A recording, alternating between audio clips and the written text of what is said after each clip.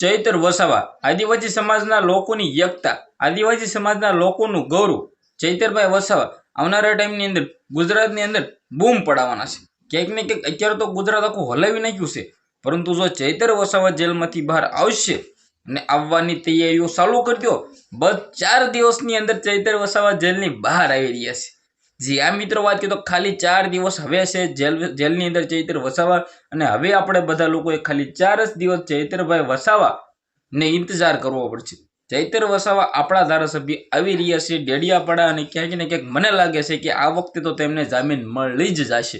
જો 4 તારીખ પછી 5મી તારીખે જો જામીન નહીં મળે તો ક્યાંક ને ક્યાંક આદિવાસી સમાજના લોકોએ એક થવાની જરૂર છે. સૌથી મોટી એકતા બતાડી દો અને ખુલ્લી આમ બતાડી દો કે આદિવાસી ભાઈઓ કોઈથી કમજોર નથી, અને અમારા ચૈતરભાઈ વસાવાને અમે જેલમાંથી બહાર કાઢીને જ રહીશું. ક્યાંક ને ક્યાંક હવે 4 દિવસ બાદ ચૈતર વસાવા જેલની બહાર આવી રહ્યા છે, પરંતુ હવે લોકોને એ જોવાનું છે જે તેમના વિરોધીઓ જે ચૈતરભાઈ વસાવાને ખુલ્લી આમ જેલમાં જ રહેવા જોવા માંગતા હતા. ક્યાંક ને ક્યાંક એ લોકોની હવે મુશ્કેલી વચ્ચે ને આપણે ચૈતરભાઈ વસાવા બહાર આવીને ગુજરાત આખું હલાવવાના છે.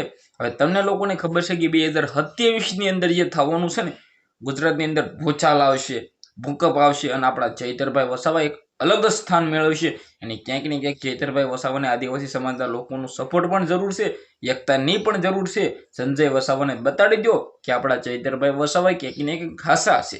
હવે શા માટે મિત્રો વાત કીધું અત્યારે ભાઈઓ તેના પર જે એફઆઈઆર નાખવામાં આવી છે, ન હોય એવી કલમો દાખલ કરવામાં આવી છે. ક્યાંક ને ક્યાંક મિત્રો વાત કીધું ચૈતરભાઈ વસાવા જો આવનારા ટાઈમની અંદર જેલમાંથી બહાર આવશે ને આવવાના જ છે, તો હવે મિત્રો વાત કીધું પોલીસ સાહેબોને પણ મુશ્કેલી વધશે, જે ખુલ્લી આમ ચૈતર વસાવાને ધક્કા મારીને જેલમાં નાખવામાં આવ્યા હતા. જે આ મિત્રો વાત કીધું આવું લોકો કહી રહ્યા છે, તો ક્યાંક ને ક્યાંક આના વિશે તમે શું કહેશો?